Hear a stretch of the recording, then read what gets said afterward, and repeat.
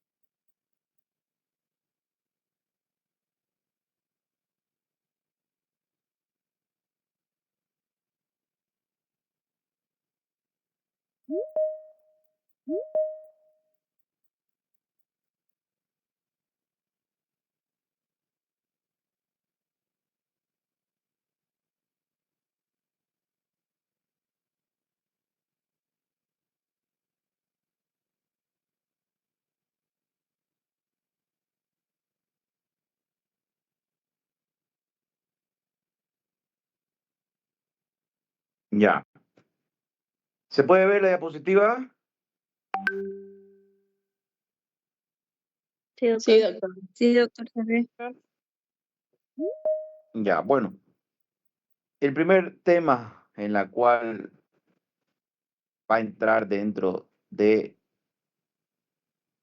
la parte de farmacología respiratoria y qué es lo importante que tenemos que empezar a recordar y que posiblemente vaya a ingresar. Bueno, habíamos hablado de los fármacos que utilizamos dentro de los medicamentos en la vía respiratoria.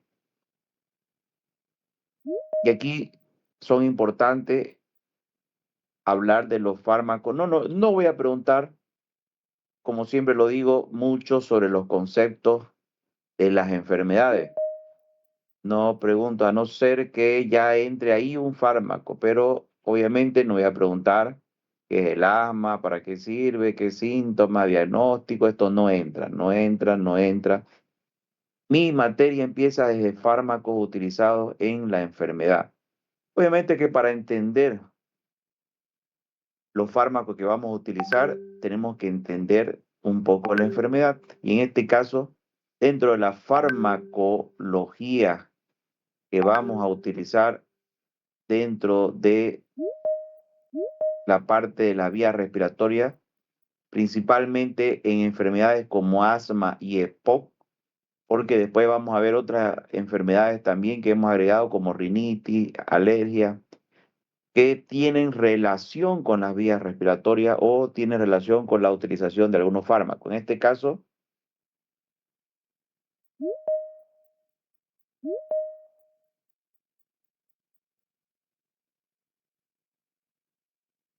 tenemos los fármacos broncodilatadores con sus tres grupos, principalmente los agonistas, los anticolinérgicos y la teofilina no muy utilizada.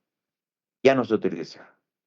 Los antiinflamatorios bronquiales, siempre como que ingresan los corticoides, principalmente los corticoides inhalados y también los corticoides comprimidos, inyectables, los antagonistas de los leucotrienos, y vamos a ver como molenterucas y un inhibidor de liberación de mediadores. Es importante siempre saber que en la farmacología respiratoria nosotros siempre utilizamos broncodilatadores y utilizamos corticoides principalmente y luego podemos asociar un antagonista del leucotrieno o inhibidor de liberación de mediadores, pero la terapia principalmente se enfoca en los broncodilatadores y en los corticoides actualmente. Bueno, ¿cuáles son los fármacos broncodilatadores? Nosotros habíamos hablado de los dos grupos, en este caso, principales que tenemos, los agonistas beta 2 adrenérgicos, que van a actuar en el músculo liso, aumentando la luz o relajando el músculo liso. Tenemos lo de acción corta que utilizamos en crisis asmática, como es el salbutamol. La terbutalina no se utiliza. O sea que salbutamol lo voy a preguntar sí o sí. Y tenemos los de acción prolongada. ¿Qué hacemos a un paciente con corticoides según la guía salbutamol? Y colocamos un corticoide. Estos sacan de la crisis, pero cuando el paciente persiste y persiste el asma, nosotros utilizamos los agonistas beta 2 adrenérgicos de acción prolongada, llamados también LABA. El salmeterol y el formoterol son los que generalmente se utilizan, pero estos no van solos. Esa es la diferencia. Estos generalmente van asociados a un corticoide. Y estos dos vienen en forma de inhalación. O sea que esa es la presentación. ¿Cuándo lo vamos a utilizar? Cuando el asma persiste, le da un ataque ahora, a la otra semana, o cuando cambia el clima, es muy continuo. Ya nosotros utilizamos los beta 2 adrenérgicos de larga duración. Todos se caracterizan por ocasionar taquicardia, generalmente. Luego tenemos igual los anticolinérgicos, en este caso, como una alternativa a los beta 2 adrenérgicos, el bromuro de platropio y el bromuro de tiotropio, generalmente usado más que en el asma, en el EPOC, es la principal indicación.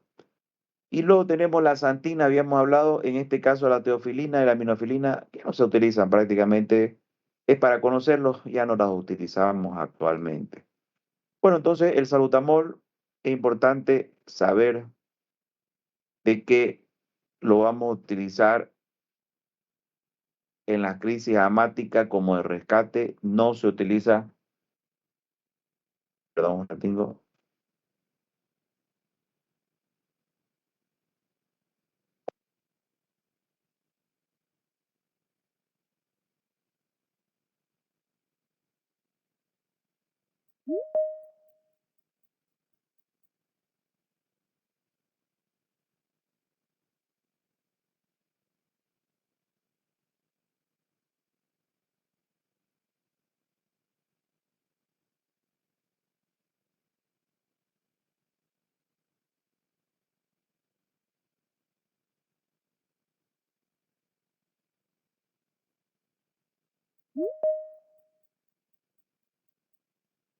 Bueno, entonces tenemos el salbutamol, que es el fármaco de elección como rescate en pacientes asmáticos. Cabe nuevamente resaltar que es que actúa a nivel de los receptores beta 2 adrenérgicos de la musculatura lisa bronquial. Indicado crisis asmática, asma bronquial y EPOC cuando hay broncoespasmo, cuando hay ejercicio igual. Las reacciones adversas son muy comunes. Generalmente el paciente ocasiona taquicardia, puede ocasionar una alergia como cualquier fármaco y puede llegar a una hipotensión, pero lo más común es que el paciente le produce aumento de la frecuencia cardíaca. Bueno, en las presentaciones viene de tabletas, jarabe, eso no mucho, pero este es el esquema de tratamiento que ustedes se lo tienen que aprender. Cuando hablamos de asma, nosotros tenemos crisis leve, moderada y grave. Actualmente estas son las guías, aunque hay otro manejo, pero sigue siendo una todavía guía de referencia que tenemos que utilizar todos los médicos. En este caso, nosotros cuando hay una crisis asmática podemos ver si es leve, moderada o grave. Ya habíamos hablado de eso en clase, cuando es una crisis leve y el paciente solamente está tosiendo, escuchamos los pulmones, hay sibilancia, sacamos con un aerosol 2 puffs cada 20 minutos por 1 hora. O sea, hacemos 2 puffs, esperamos cómo reacciona en 20 minutos. Si no actúa, ¿por qué es importante ver esto? Porque el tiempo de acción es entre 5 a 15 minutos aproximadamente. Por eso es que cada 20 minutos nosotros damos él por 1 hora, o sea, en 3 ocasiones. Y si el paciente ya mejora, lo podemos mandar a casa con un corticoide como la prednisona. Si es adulto, vamos a utilizar un comprimido de 20, pero ya el adulto sabe manejar generalmente donde hay problemas y digamos que diagnosticamos en niños a dosis de 1 a 2 miligramos. Esta dosis sí la voy a preguntar. Salbutamol, prednisona, sí o sí. Yo les voy a decir qué fármaco ustedes tienen que saber y cuáles no. De aquí estos dos, sí. Salbutamol, prednisona, en caso de crisis moderada, cuando ya el paciente está igual. Generalmente damos entre 5 a 7 días, dependiendo cómo evoluciona. También viene en presentación la prednisona en suspensión. Ahora, cuando la crisis es entre moderado y grave, podemos utilizar hidrocortisona inyectable. Vienen 100, la dosis de 4 a 6. Siempre el problema también viene de 250 la presentación, pero eso generalmente es en adultos. Tenemos algunas alternativas que podemos utilizar aquí, como la dexametasona, que no está directamente relacionada, pero si yo no tengo la opción de utilizar prednisona e hidrocortisona en el paciente, puedo utilizar eh, dexametasona.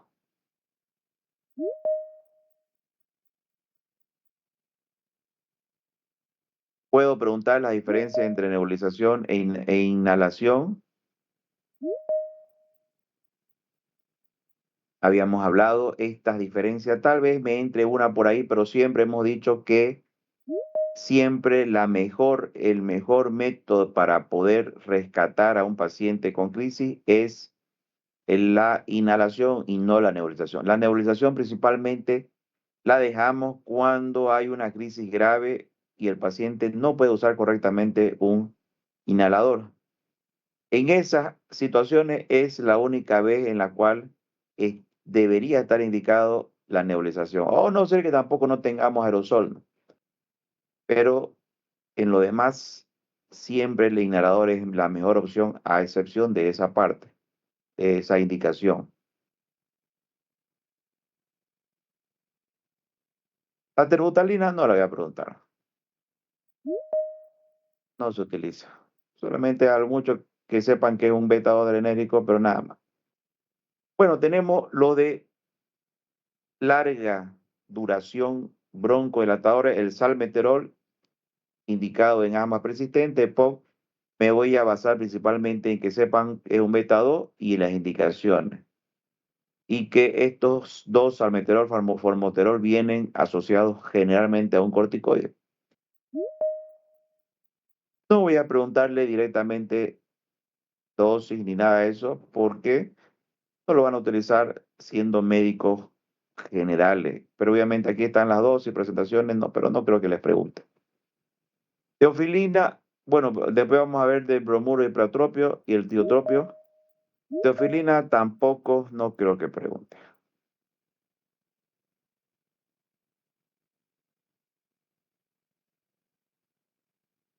La tengo.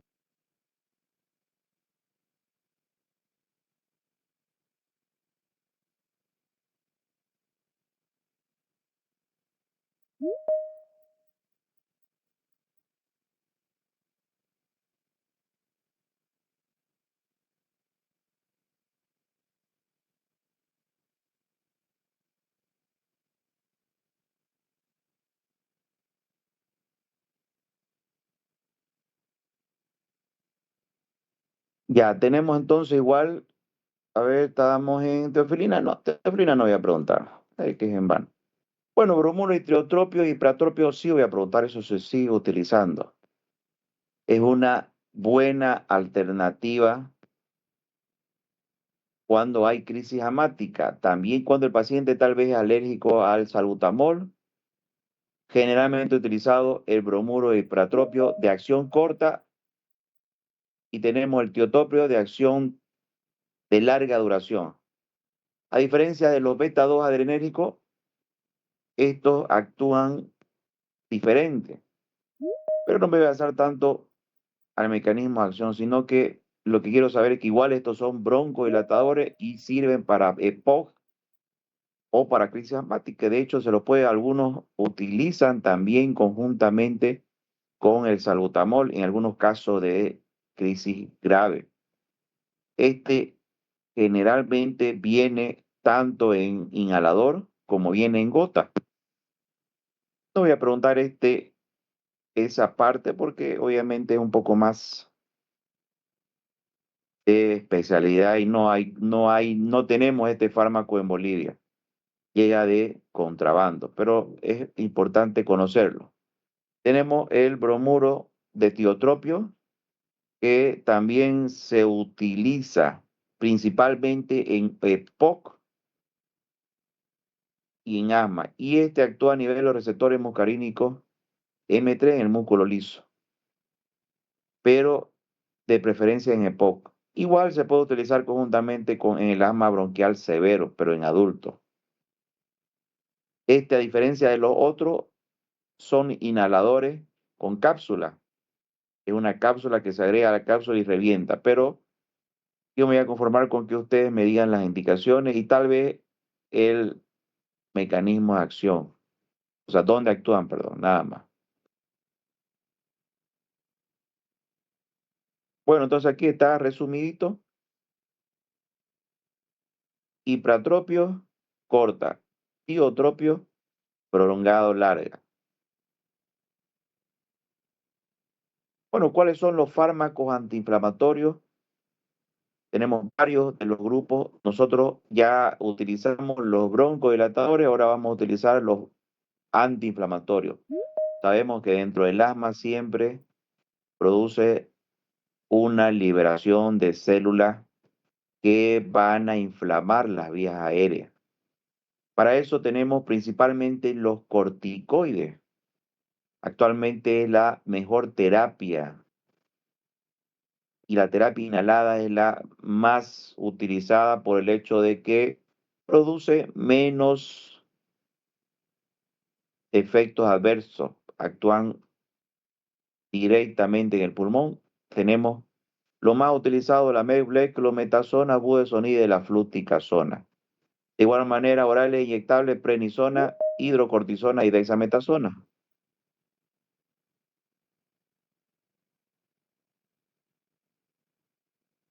Bueno, el mecanismo de acción en la inflamación, reducen el moco, el broncoespasmo.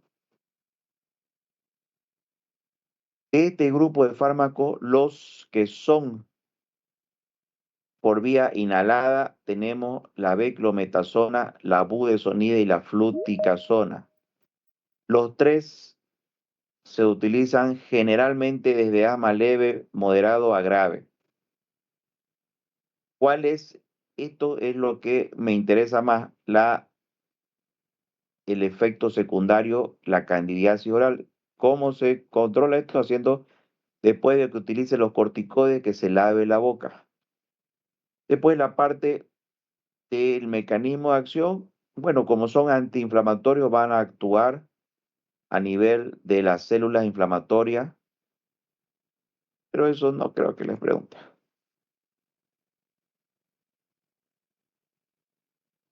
Tenemos los tres que son por vía comprimido,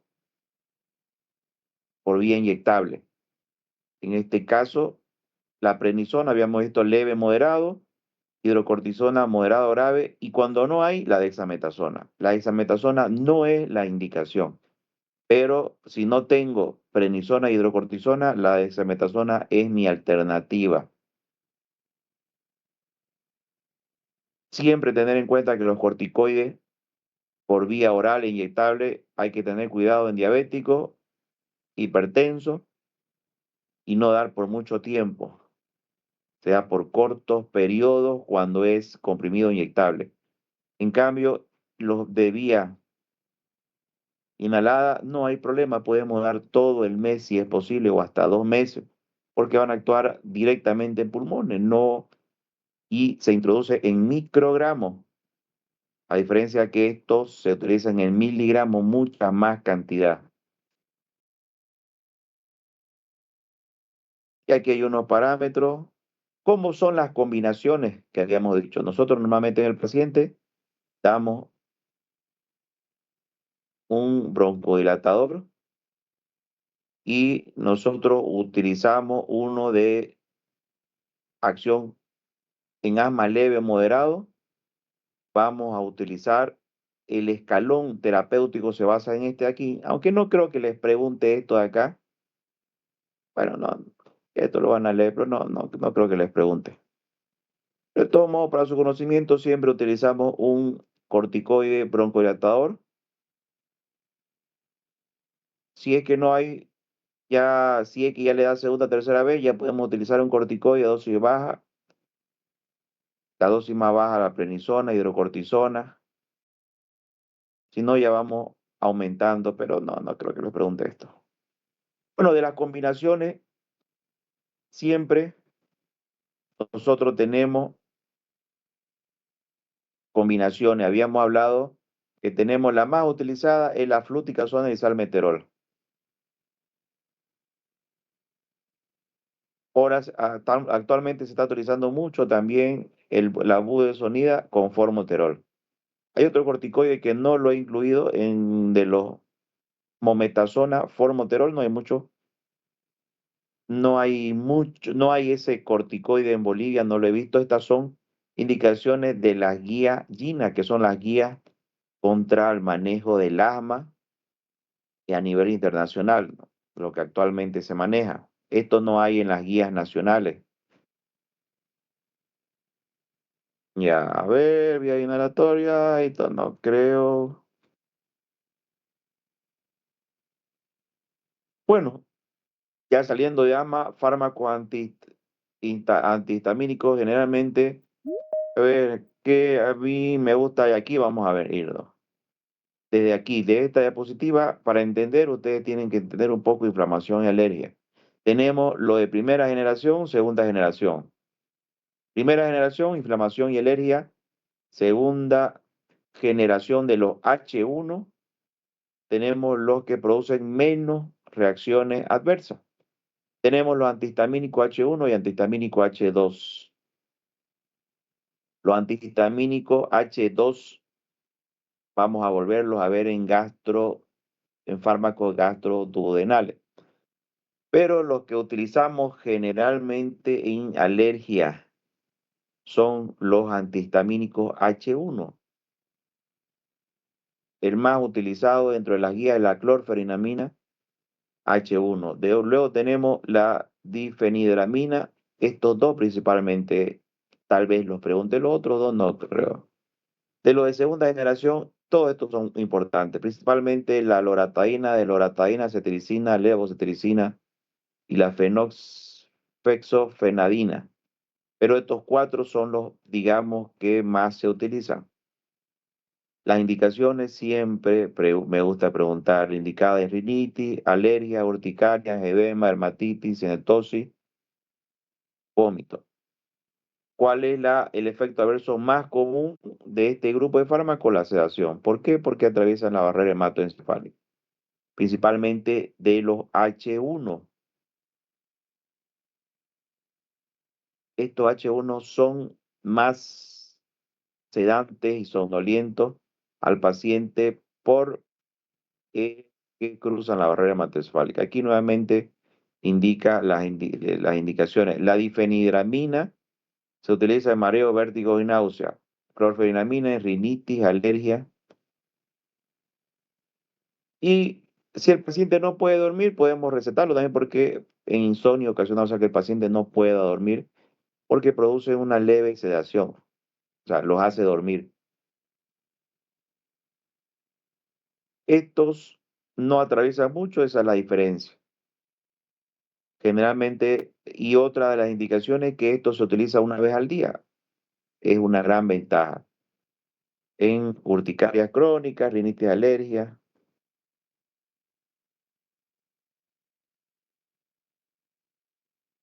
Ya, aquí está un cuadrito, pero de lo que pueden ir viendo. Esto de las dosis, me interesa que aprendan de la clorfenamina principalmente. La dosis de la clorfenamina en adultos, que se da 4 o 6 cada 8 horas, o 0,35 en niños. Pero la dosis es 0,35, similar como veíamos en algunas clases, dividido entre 3. O sea que yo voy a multiplicar 0,35 por 10, si pesa el niño 10 kilos, y eso lo voy a dar dividido entre 3. Y de luego lo saco, es igual que la amoxicilina, similar la forma de dar este medicamento. De la rinitis, aquí lo importante es saber que nosotros generalmente utilizamos los corticoides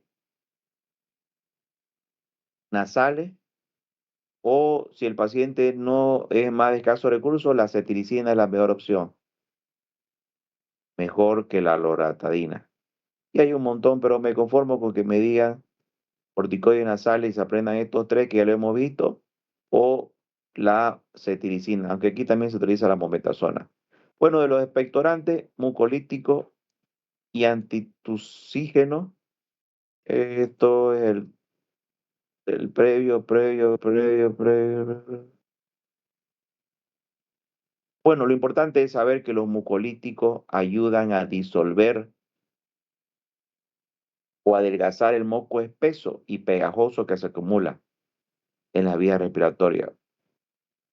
En otras palabras, ¿qué es lo que va a hacer? Va a descomponer. Hay esos mocos que a veces principalmente no se los puede expulsar. Necesitamos disolverlo y adelgazarlo. En otras palabras, para que sea más líquido y poder expulsarlo. A veces hay esos mocos pegados que nos hace toser bastante. Los mucolíticos ayudan a expandirlo y expulsarlo, o tragarlo en los niños, pues los niños no pueden expulsarlo, lo tosen y lo tragan. Entonces, para eso se utilizan los mucolíticos. Aquí tenemos principalmente la acetilcisteína, el ambroxol, la bromexina, los tres que se utilizan principalmente en bronquitis, igual que el dextrometorfano, lo vamos a ver, pero no es mucolítico. Bueno, la acetilcisteína, muy utilizado. Cabe importante mencionar que estos están contraindicados en problemas respiratorios por enfermedades como resfrío, donde el paciente bota un montón de moco. Lo que aquí, esto va a hacer que bote más moco si lo vemos así. Y generalmente en enfermedades como neumonía, sinusitis, EPOC y bronquitis, el paciente tiene una flema leve, no puede expulsar grandes, no sale grandes cantidades, entonces lo que queremos es aumentar. En la bronquitis aguda me da la opción de acetilcisteína o dextrometorfano si la tos es seca.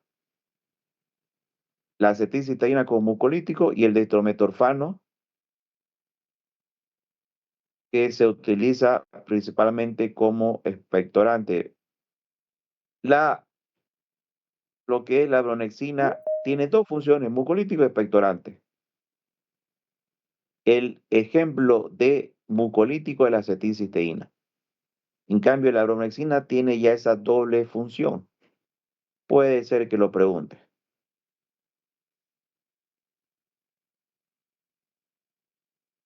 Hay enfermedades como la influenza, por ejemplo, que a veces produce poco moco, da una traqueitis o una bronquitis, ya por una enfermedad viral generalmente se puede utilizar.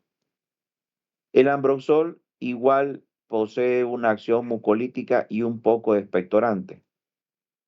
De igual manera, en esas bronquitis, los dos contraindicados o no se utilizan en pacientes con resfrío común que produce bastante moco.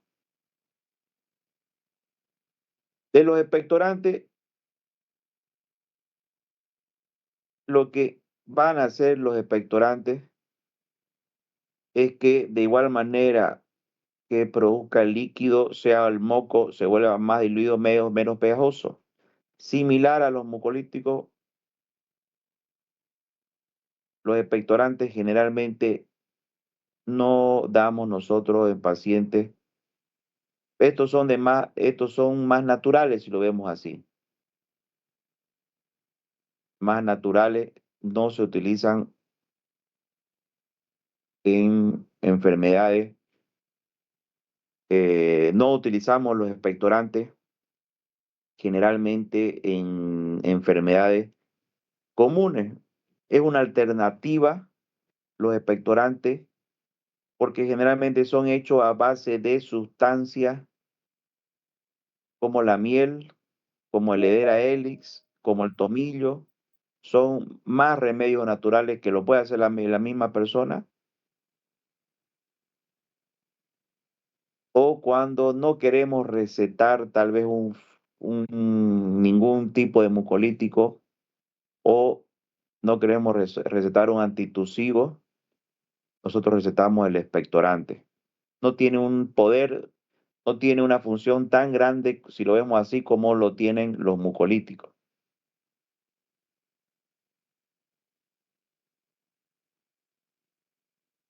Luego tenemos los antitusivos, que esto, a diferencia de los otros, tenemos la codeína y el estrometorfano, principalmente que estos se utilizan cuando no hay cuando no hay flema.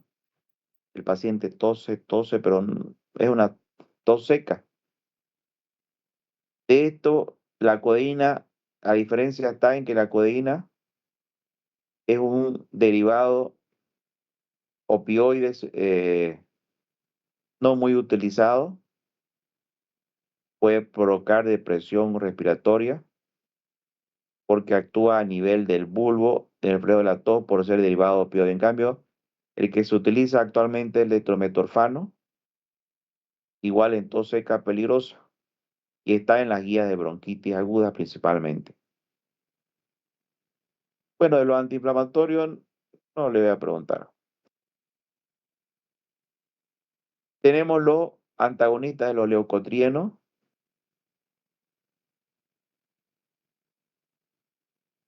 El Montelukast se utiliza generalmente cuando el paciente tiene asma prolongado, cuando el paciente no podemos controlarlo, cuando utilizamos broncodilatadores y corticoides.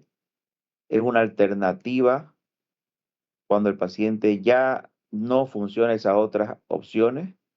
Estos actúan como broncodilatadores en el músculo liso a nivel de los leucotrienos. En este caso, el Montelukast es el ejemplo más utilizado. El Montelukast que disminuye el broncoespasmo, inflamación y secreción mucosa en asma persistente, rinitis y prevención de hemoglobina. Principalmente se utiliza en asma persistente, leve, o sea, cada vez le da, tenemos una alternativa como el Montelukast. Yo me conformo con que me digan que son receptores que actúan a nivel de los leucotrienos como una alternativa. Bueno, esto del VAPE, no creo.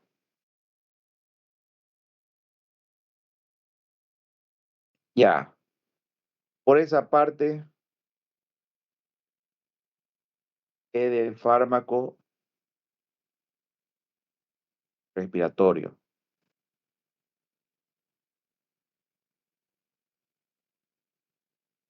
Si hay alguna pregunta, la pueden hacer.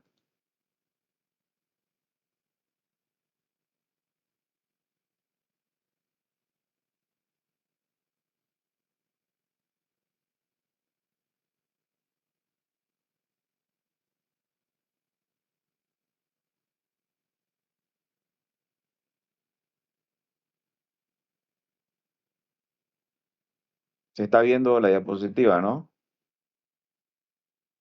Sí, doctor.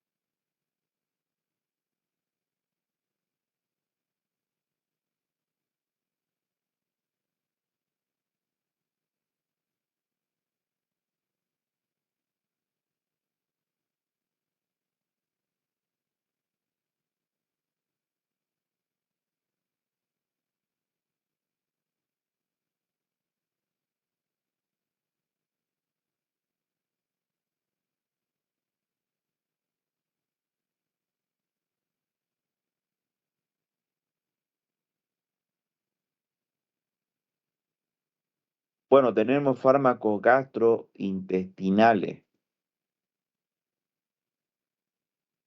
A ver, esta parte, no, no, no, no, no, no, esto ya saben ustedes mejor que yo.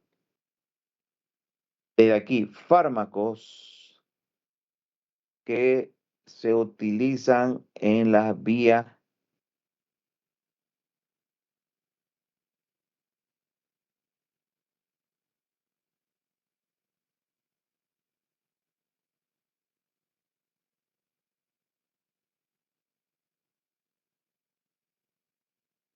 del tracto superior. Nosotros tenemos algunas afecciones.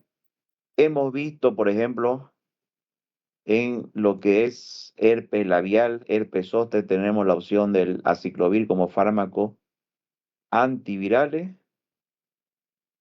Bueno, vamos a ir viendo. Cuando, esto no creo que pregunte, pero todos modos, caries o llamada pulpitis también es un analgésico, eso no creo que pregunte. En las aftas bucales o llamada también gingivitis por herpes simple, tenemos nosotros la opción de la ciclovir cuando el paciente le da todo el tiempo. No creo que pregunte. Este cuadro sí o sí, como van a entrar, lo voy a preguntar, ya lo he dicho bastante. Faringitis, faringoamigdalitis, perdón. Esquema antibiótico uno, penicilina, amoxicilina, eritromicina y acitromicina, los 4 antibióticos voy a preguntar. Todo se resume en este cuadro, o sea que dosis niño adulto, sí o sí las voy a preguntar.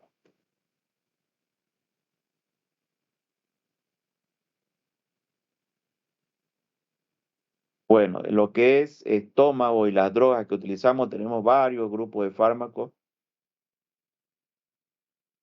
Tenemos en primer lugar los antiácidos. En enfermedad por reflujo gastroesofágico, tenemos el hidróxido de magnesio que viene conjuntamente con el hidróxido de aluminio, combinado en suspensión. No están separados, ambos están conjuntamente. En una enfermedad por reflujo gastroesofágico siempre se utiliza omeprazol y la suspensión.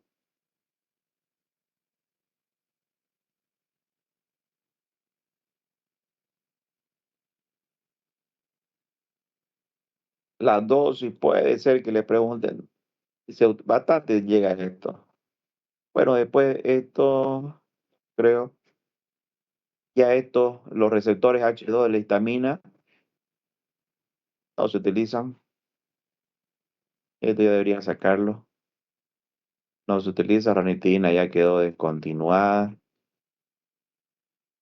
Esto sí, el omeprazol, sí voy a preguntar qué es un inhibidor de la bomba de protones.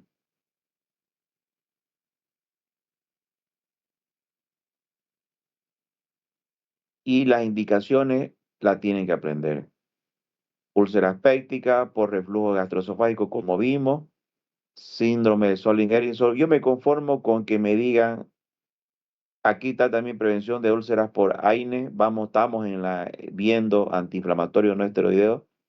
Nosotros utilizamos cuando el paciente toma bastante úlcera, reflujo y cuando es erradicación del Helicobacter pylori. Una de esas tres posiblemente las pregunte. Las otras, o sea, esas indicaciones las tienen que saber que se utiliza. Bueno, y lo importante es saber de esto, de que lo que va a ocasionar principalmente es que el omeprazol lo utilizamos tanto por vía oral como parenteral, y lo que va a producir es que disminuya. Cuando hay mucho secreción gástrica, esto va a hacer que disminuya el crecimiento del Helicobacter pylori, disminuye la secreción ácida, las indicaciones. No hay una aquí, la dosis. No creo que pregunte la dosis. Pero con esta indicación que habíamos visto, me conformo. Con esta indicación que me aprendan esta tablita. Una al día. Uno de 20 al día por 30 a 40 días. Bueno, yo creo que aquí otra vez lo repito.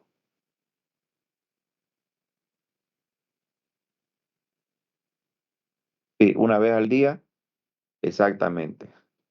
Bueno, ¿y cuáles son los más utilizados de todo este grupo de los Prazol? Que principalmente el omeprazol es el más común utilizado y el esomeprazol es otro utilizado, pero no tiene tal vez se ha demostrado que el esomeprazol es un poco más efectivo, pero no hay mucha diferencia. Bueno, después tenemos otro, ya vimos el sucralfato, que no lo vamos a ver mucho, el misoprostol. Sí, tienen que saber que originalmente se utiliza como un análogo de la prostaglandina, perdón, no es análogo, es un protector de la mucosa y reduce el ácido.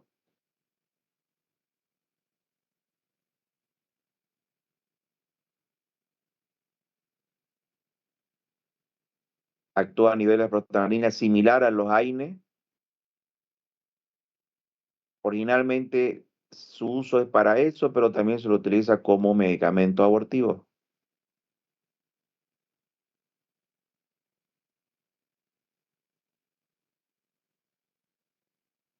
No tenemos los antivómitos y procinéticos para los mareos, que vamos a ver. En este caso tenemos el ondansetron, que viene a ser el último, el más utilizado actualmente. Este grupo tenemos el ondansetron, metoclopramida y domperidona. El granisetron no creo que pregunte tampoco. El palonosetron tampoco. El ondansetron sí. Por ser un fármaco muy utilizado que actúa, no creo que pregunte el mecanismo de acción, pero de todos modos, me conformo con que sepan que actúa a nivel de tronco encefálico y de tracto gastrointestinal para el reflujo, el vómito, estimulando. Sirve para náuseas y vómito, no solamente. Tiene en vía oral, intravenoso, intramuscular y la dosis. Este sí o sí, dosis adulto. Adulto me conformo nomás. La metoclopramida y la domperidona, los tres. Estos fármacos me voy a conformar con que en este cuadro, porque los tres se utilizan prácticamente, pero en este cuadrito de aquí la dosis se resume prácticamente.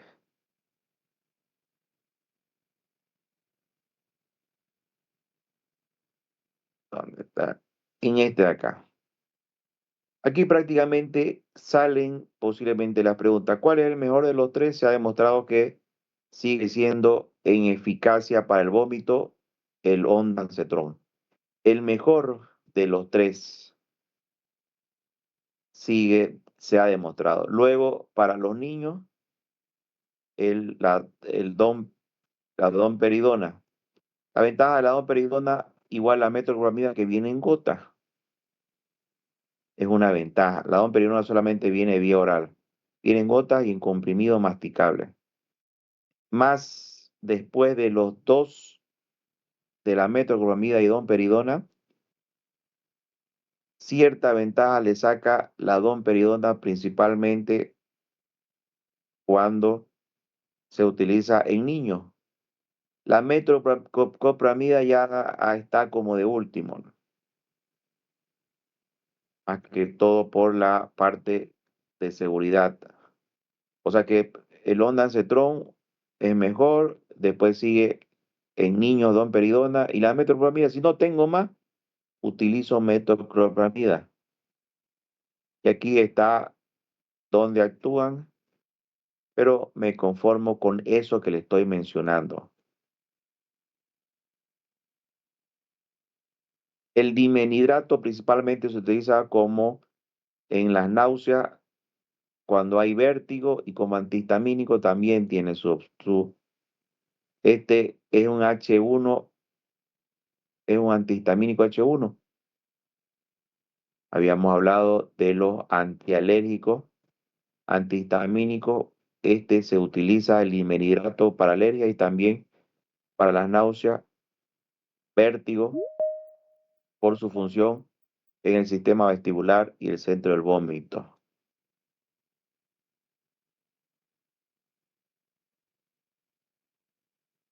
Náuseas, vómito, mareo, vértigo por movimiento. Esas son las indicaciones del dimenhidrato. Se sigue utilizando más que todo para eso. No creo que pregunte tanto. Sí. A ver, ¿qué más? Esto.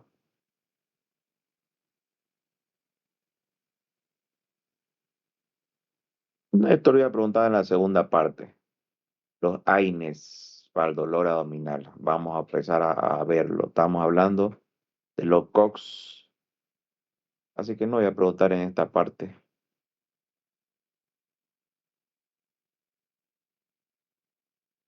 Bueno, de los antidiarreicos no muy utilizado en la guía, pero lo importante es saber diferenciar las guías de diarrea leve con sangre y cómo se utilizan. Lo importante es saber que las diarreas nosotros nos vamos a basar a un manual que se llama Continuo de la Vida principalmente, que me cataloga diarrea con deshidratación, sin deshidratación o con disentería cuando hay sangre en ese, que también nosotros tenemos o Shigella o tenemos también un parásito. ¿Cuál es lo importante de saber estos cuadros? Este cuadro principalmente, como vamos a ver, disentería, ciprofloxacina, sí o sí. Tal vez sal de rehidratación, tal vez pregunten, no me gusta mucho preguntar, pero los planes sí o sí. Y aquí están plan A, plan B y el plan C. Plan A en casa. Esto sí lo voy a preguntar porque esto es tratamiento farmacológico. En el plan A damos los sueros de rehidratación oral sin y lo mandamos a casa.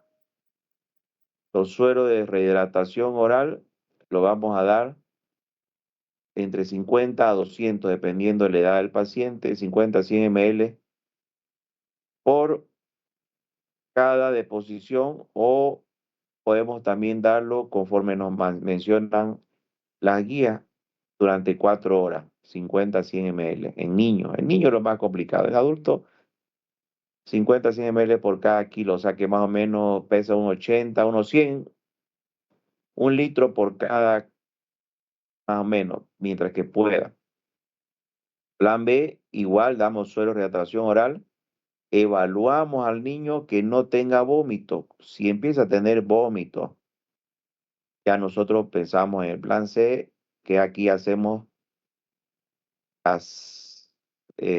Utilizamos los que son Ringer suero fisiológico, Ringer lactato, administramos por vía endovenosa. Le colocamos un suero al paciente, pero no un suero de rehidratación oral o una sal de rehidratación oral.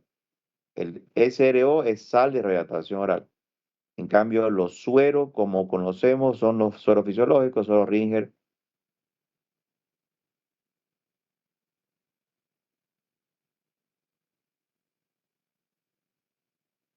Bueno, de los fármacos antidiarreicos, tenemos principalmente esto de aquí, no creo que pregunte mucho, no se utiliza mucho. Tal vez el carbón activado cuando hay intoxicaciones agudas y diarrea, pero no muy utilizado.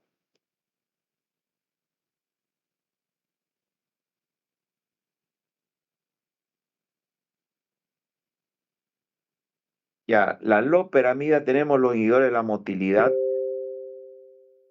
La loperamida en algunas ocasiones se puede utilizar. Solamente tenemos que saber que es un derivado también opioide que se utiliza en diarrea aguda no invasiva. No sabemos, o sea, que el paciente eh, no tiene signos y síntomas de infección, podemos utilizarla. Me conformo con que sepan, pero lo otro no se utiliza. Las soluciones llamadas soluciones, las sales de hidratación oral o soluciones de hidratación oral, que contienen principalmente sodio de potasio, y vamos a ver lo que contiene. Eso sí se utiliza. La clonidina tampoco no se utiliza mucho. Bueno, las sales de rehidratación oral o soluciones de rehidratación oral son las que utilizamos nosotros en diarrea según las guías y contiene glucosa, sodio, potasio, cloro. No creo que le pregunte así específicamente, pero bueno, siempre es bueno por lo menos saber, pero no creo. Tenemos los inhibidores de la secreción intestinal, no creo que pregunte tampoco. Bueno, los probióticos lo hemos visto tanto aquí como lo hemos visto en fármacos. Sí voy a preguntar los probióticos para qué sirve tal vez y los prebióticos igual. Aquí vimos que se utiliza generalmente asociado a antibióticos en diarreas agudas virales. Me conformo con que sepan que pueden contener algunos microorganismos que flora que vamos a utilizar como flora eh, que traen beneficios, flora bacteriana normal que tenemos en los intestinos, porque cuando damos antibióticos arrasamos con todo y necesitamos nosotros adecuar a microorganismos vivos que son beneficiosos, como los lactobacilos, bifidobacterium, Saccharomyces, que son, pero me conformo con que sepan qué, para qué sirven los probióticos y las indicaciones de acá nada más. Catárquico y laxante, cuando uno está estreñido, hay varios tipos de laxantes. Lo más utilizado en este caso, me voy a conformar con que me aprendan lo que es la lactulosa y el bisacodilo. Después tenemos algunos laxantes utilizados como el hidróxido, la leche de magnesia, hidróxido de magnesia, pero que ya no se utiliza mucho. En el manual de estreñimiento tenemos la opción del bisacoilo y la lactulosa, los dos que mencionaba. Y también la glicerina en supositorio, pero esos dos son los más utilizados. Bueno, cuando hay gases acumulados en los niños o antiflatulentos, tenemos la simeticona, utilizado principalmente cuando hay bastante gases, o llamado meteorismo o aerofagia, cuando uno traga aire o está distendido el abdomen, en cólicos del lactante igual.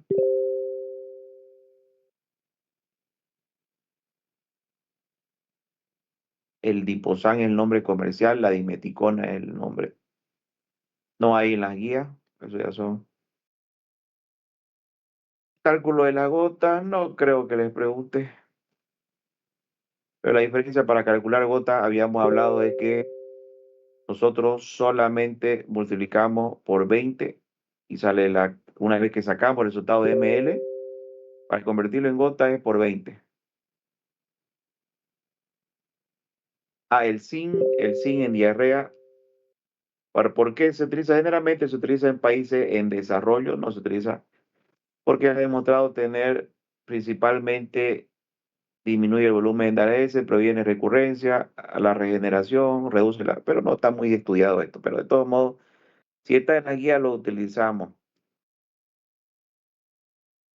Ya, eso en cuanto a fármacos gastrointestinales.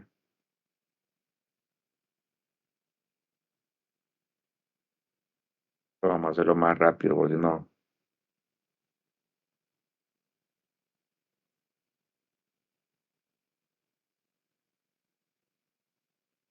Ya, fármaco o antibiótico. ¿Qué es lo importante aquí? A ver aquí, este cuadrito, sí o sí lo tienen que saber, de la terapia antimicrobiana,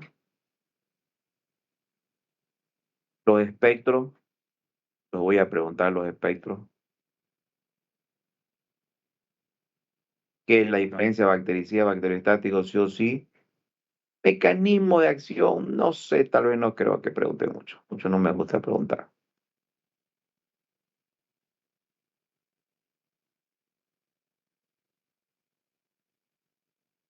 Esta parte del uso racional, sí o sí voy a preguntar. De los antibióticos, puede salir de aquí una pregunta. Bueno, el grupo de los antibióticos en sí, el grupo de los beta-lactámicos, aquí nos vamos penicilina G, todo. Del grupo de los antibióticos, dicloxacilina principalmente. Y en las penicilinas resistentes. De las aminopenicilinas, amoxicilina, todo. De los antiseomonas, por lo menos me conformo con que sepan que sirve para pseudomonas, piperacilina y ticarcilina nada más.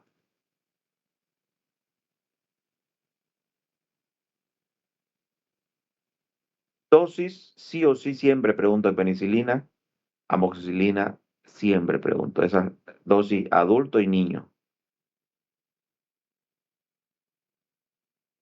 Cefalosporina, la cefalosporina, me conformo con que sepan qué generación son. No creo que llegue, tal vez los usos clínicos nada más. Indicaciones y que de este grupo, las de tercera generación me gusta preguntar, generalmente. Hay de cuarta y de quinta.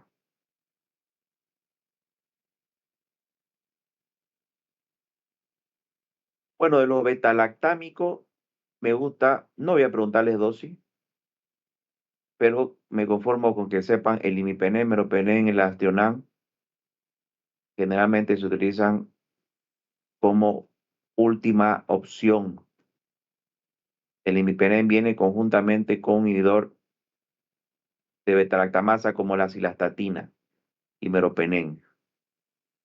No voy a preguntarle dosis, no creo. Los inhibidores de beta-lactamasa sí le voy a preguntar ácido clavulánico, surfactán y el avibactán que viene con la ceftazidima, que generalmente se dan con amoxicilina. Amoxicilina más ácido clavulánico o amoxicilina con surfactán viene. Lo otro no se utiliza mucho. De los aminoglucósidos, gentamicina, dosis, amicacina, esto es remarcado, y streptomicina. Gentamicina dosis, amicacina principalmente para qué y estreptomicina que sabemos que se utiliza en tuberculosis. Neomicina viene en crema. ¿Cuál es algo que siempre me gusta preguntar? Los efectos adversos. Muy común en nefrotoxicidad, toxicidad.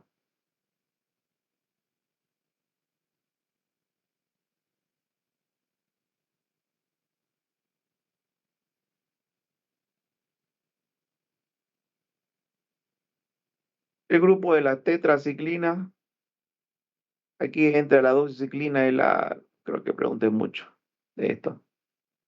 Tal vez, no creo. La doxiciclina es el más importante de este grupo de las tetraciclinas.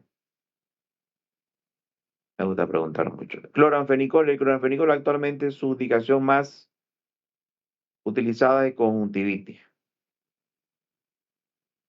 en gotas oftálmicas. De los macrólidos, este grupo sí, estos tres son importantes: eritromicina, citromicina y claritromicina. La eritromicina, lo más importante que tienen que saber, sí lo voy a preguntar, que se utiliza como una alternativa a las penicilinas cuando hay alergia. Así que tienen que saber todo, muy utilizado. La claritromicina principalmente en terapia de Helicobacter pylori, infecciones de piel, muy poco en respiratorio. Y la citromicina, todo. Muy utilizado la citromicina, se voy a preguntar. Todo prácticamente. Dosis niño, dosis adulto, como está aquí en este cuadro.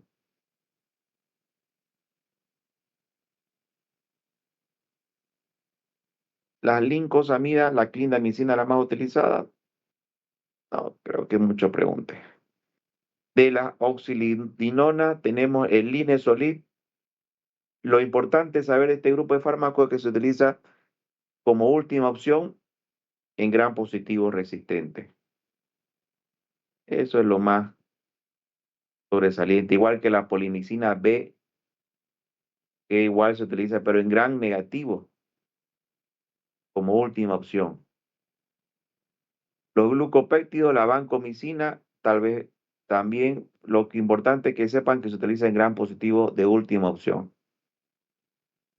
Igual que el imipenem, meropenem. De la daptomicina, importante saber que se utiliza en gran positivo como última opción. Es uno de los últimos fármacos igual. Metronidazol, todo. Es un fármaco que siempre pregunto. Se utiliza en bacterias y se utiliza en parásitos. Aquí hay la opción de parásitos como la tricomona.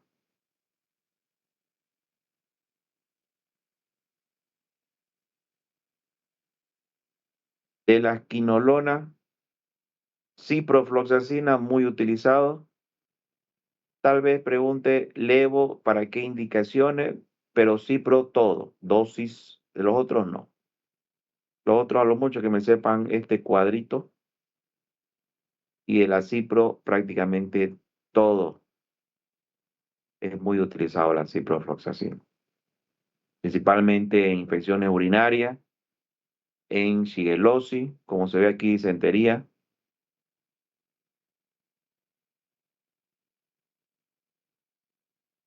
De la sulfonamida, lo importante es saber que tenemos el cotrimoxazol, que es la unión del sulfamethoxazol, y el trimethoprim para infecciones urinarias. De los fármacos para infecciones urinarias, la nitrofurantoína, sí o sí la voy a preguntar. Infecciones urinarias es el mejor actualmente. Y voy a preguntar la dosis de infección urinaria como está acá.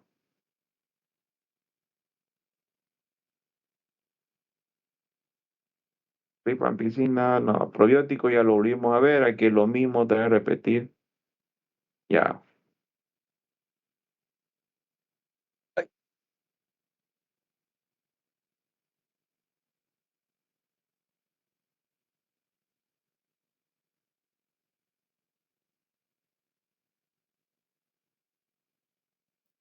Bueno, ya por último, le faltan 4 grupos. Es hartito nomás. Pero así es la medicina.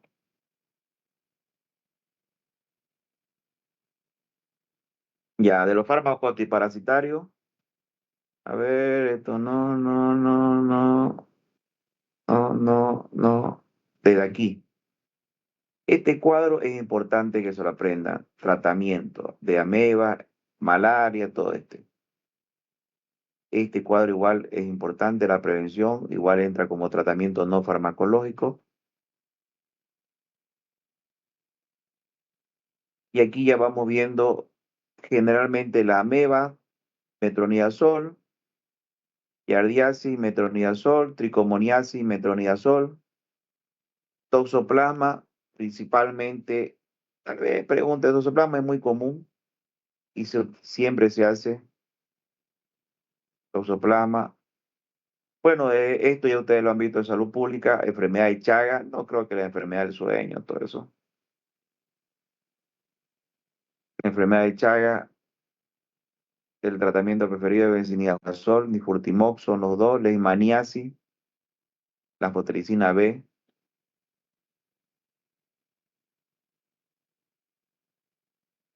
Aquí está prácticamente un resumen. Anfotericina B, leishmaniasis, no, dosis no, esto no creo, pero por lo menos me voy a conformar con que sepan esto. No, metronidazol todo. Metronidazol es uno de los más utilizados, así que todo lo tienen que saber. Tinidazol generalmente se da una sola dosis, esa es la ventaja, pero no es el fármaco de elección.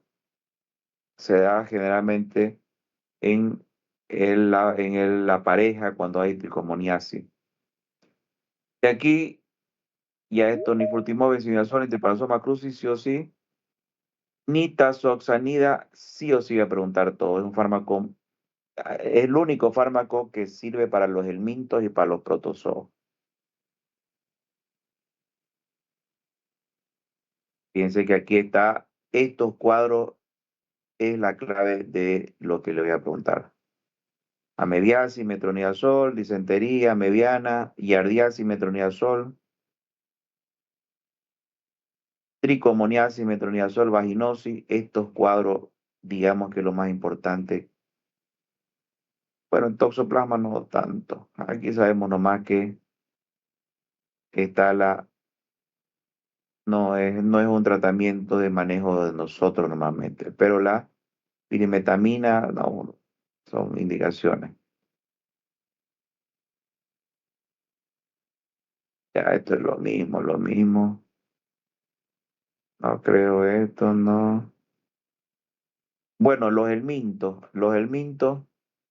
es importante saber, esto es entrada, los fármacos, albendazol, mebendazol, todo. Triclavendazol, no. Ivermectina, no. Y praziquantel, tal vez pregunte. Nitazosanida, todo igual. Pirantel, vamos a ver, porque de estos cuadros me gusta preguntar, este cuadro, sí o sí, albendazol, mebendazol, de los benzimidazol, y principalmente albendazol, mebendazol, sí o sí, pregunto, y principalmente me gusta preguntar los cuadros. Estos cuadros de aquí, la nitazosanida, ya dijimos que sí, estos cuadros. Siempre la dosis de desparasitación, el mebendazol preventivamente se utiliza para desparasitar el mebendazol. Ascaris sin obstrucción, estos cuadros de aquí con obstrucción, cuando se utiliza en cisticercosis, la opción es el albendazol de preferencia porque tiene mejor absorción que el mebendazol. Y aquí cada uno de estos, las opciones. O sea que no creo que pregunte mucho mecanismo de acción, pero sí albendazol, mebendazol, metronidazol y estas indicaciones que están aquí. Lo que es la larva migrans o el saballón conocido, albendazol igual. En la teniasis se puede utilizar albendazol, pero la mejor opción es praziquantel.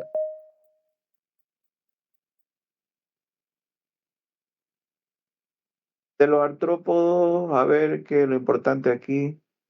Principalmente lo que es muy común aquí, la escabiosis.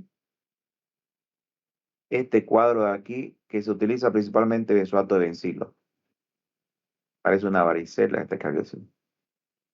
No, solamente parece. Después esto, Niacin, no creo. Bueno, de la maravilla, aunque ya lo han visto, ya deben saber más que yo, cloroquina, primaquina, y aquí están en los cuadros. Estos cuadros aquí, sarcoptosis, escabiosis, pediculosis, estos cuadros me gusta ver. O en este caso, el Vivax y el Falciparum, tal vez no me gusta mucho, pero ya. Pues faltan, ya los otros son más cortos.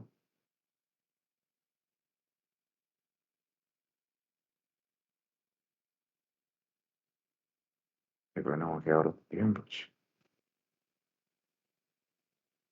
Ya de los antimicóticos, que es lo importante que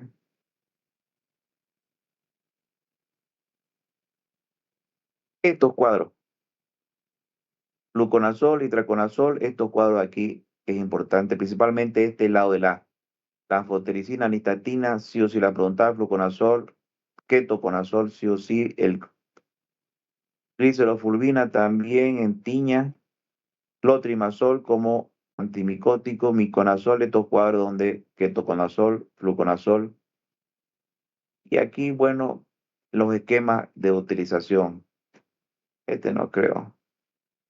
Tiña del pie, tal vez pregunte cuál es cuando hay una tiña, casos extensos.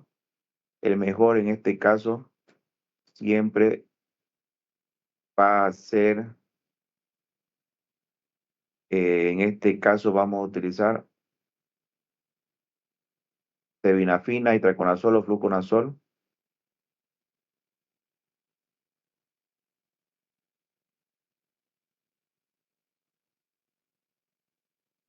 No, la fotericina B, que es un fármaco que se utiliza tanto para leishmaniasis, parásito como para hongo. Eso es lo importante que sepan. La nistatina, sí lo voy a preguntar, está indicado en moniliasis, perdón, dermatitis, está como primera opción estos cuadros. Ya, los antivirales.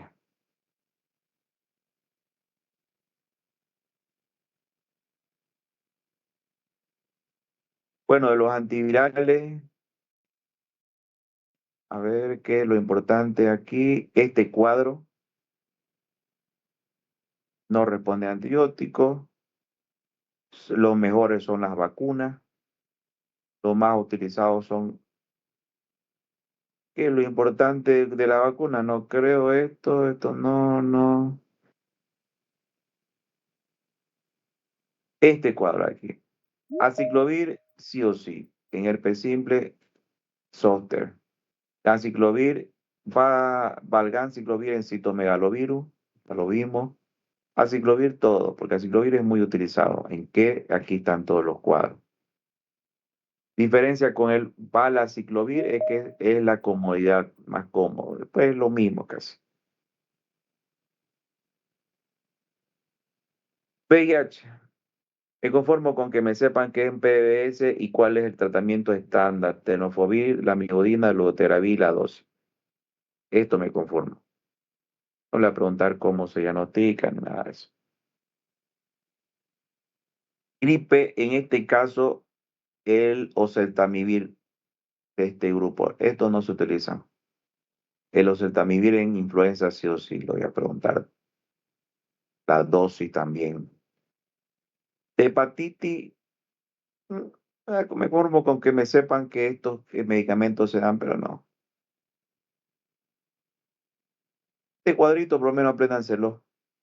No creo que, pero pueda. COVID, el Remdesivir es lo único que se utiliza actualmente. Ese es el que. Y este cuadro, imitaciones de los antivirales.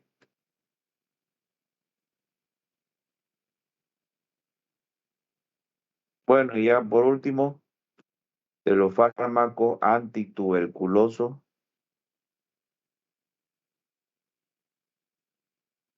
Tuberculosis hay harto en Santa Cruz, pero aquí datos no creo. Tipo de tú te ya debes saber porque todo el tiempo se repite tuberculosis. Este cuadro, a ver, curado. La parte no es mía esta parte. Desde aquí, desde cómo utilizar los tratamientos. Se utiliza cuando hay bacteriológicamente positivo o también estos cuadros, el esquema va a irse que se llama.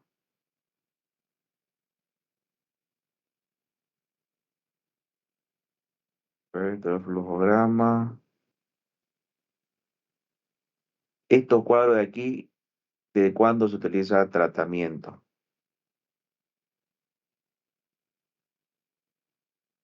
Desde aquí. Este es importante. ¿Cuándo vamos a iniciar tratamiento y cuando hay baciloscopía o Ginepper positivo, principalmente cuando hay varios, cuando hay anatomopatología, también se utiliza la prueba de tuberculina, no tanto. Y en la clínica no determina el síntoma, principalmente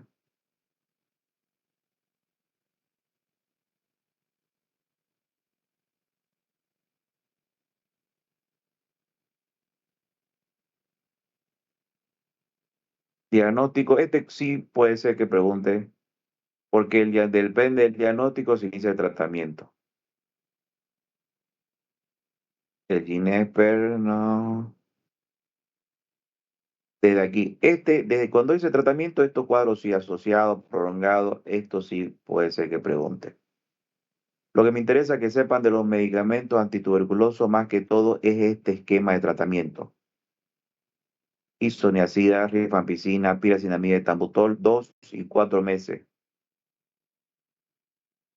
Meses de tuberculosis sensible son 6 meses y si hay fracaso, pérdida de seguimiento, 9 meses. Estos esquemas. ¿En qué situaciones? Aquí están las situaciones. Esto no creo que tanto. Y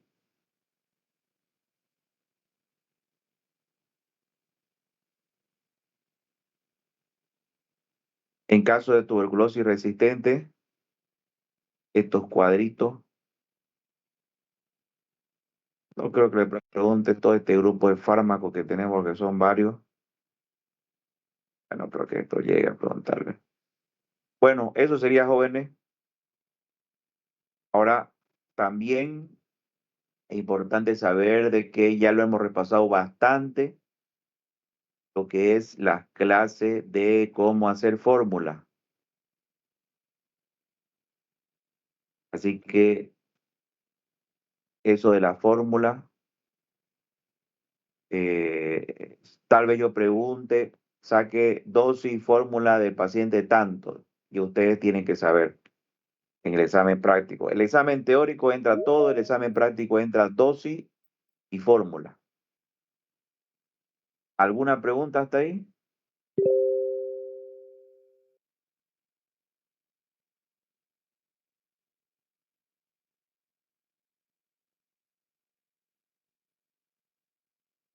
Bueno, no hay preguntas, entonces directamente nos vemos el lunes en el examen.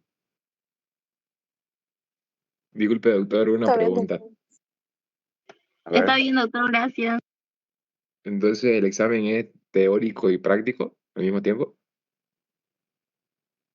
No, va a ser eh, a ver cómo hacen ustedes, son pues 140, son, pero tengo que dar 200. La primera vez que lo dimos primero teórico, después práctico en cada práctica, ¿no? Sí, doctor. Sí, doctor. Sí, Sí, pero yo creo al que va a ser. examen, un examen general para los que faltaban, para el examen práctico.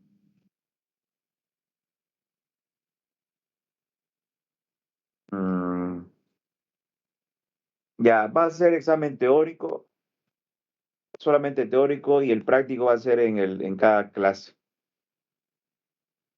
Eso va a tener que ser nada porque hacer los dos exámenes, va a ser un show, va a ser con mucho. Ya eso Esta va a ser, entonces, semana, examen teórico es el lunes y el práctico en sus clases prácticas, en su horario, no hay que no hay micro, que nada de eso. A no ser que pase algo que otra vez siga lo virtual, ¿no? Ya es para su suerte usted. Pero así va a ser. Ya nos vemos entonces el día lunes y estudien. Doctor, disculpe, Dígame. entonces es la misma semana que vamos a dar teórico, Sí, o también sea vamos que a el dar las lunes es el teórico, el Ajá, práctico lo van a dar en sus horarios de práctica. ok, gracias. Está bien, doctor, muchas gracias por la clase. Ya, bueno. ¿Otra pregunta, jóvenes? Nada más, chao, nos vemos. ¿Exámenes, doctor, o nada? ¿Perdón? ¿Ya revisó los exámenes, doctor, o todavía? Ya lo revisé, todavía no le pasó las notas. Hay medianos tan. Pero vamos a ver. Ya, chao.